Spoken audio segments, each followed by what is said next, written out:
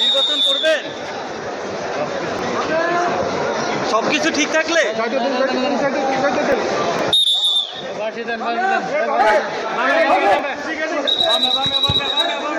সাবেক তথ্য প্রযুক্তি প্রতিমন্ত্রী জুনায়েদ আহমেদ পলক, আর্টমন্ত্রী পাট ও বস্ত্রমন্ত্রী গোলাম দস্তগীর গাজী, ঢাকা সিটি উত্তরের সাবেক মেয়র জনাব আতিকুল ইসলাম এবং ওয়ার্কার্স পার্টির সভাপতি জনাব রাশেদ খান মেনন, এই 4 জন আসামিকে উপস্থাপন করে শুনানির দেখানোর প্রার্থনা করা হয়। মাননীয় আদালতকে আমরা এই আসামিদের সম্পর্কে বলেছি যে মাননীয় আদালতে এই আসামিগণ এজাহার নামীয় আসামি এবং এই ঘটনা যেদিন সংঘটিত হয়েছে সেই দিন ছিল 19 জুলাই 2024 রোজ শুক্রবার।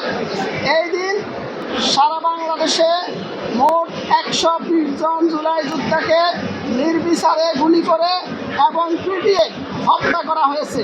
আজকের যে ভিকটিম শাহজাহান, তিনি সেই দিন এই জুলাই যোদ্ধাদের শান্তিপূর্ণ মিছিলে বৈষম্য বিরোধী আন্দোলনকারীদের সাথে নিজেও সামিল হয়েছিলেন।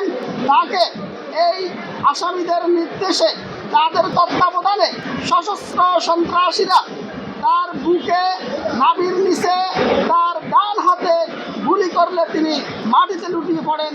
তার সহযোদ্ধা এবং অত্রমত মামলার সাক্ষীগণ তাকে হসপিটালে নিয়ে গেলে 4 দিন তিনি জীবন মৃত্যুর সন্ধিক্ষণে থেকে অবশেষে তিনি মৃত্যুবরণ করেন।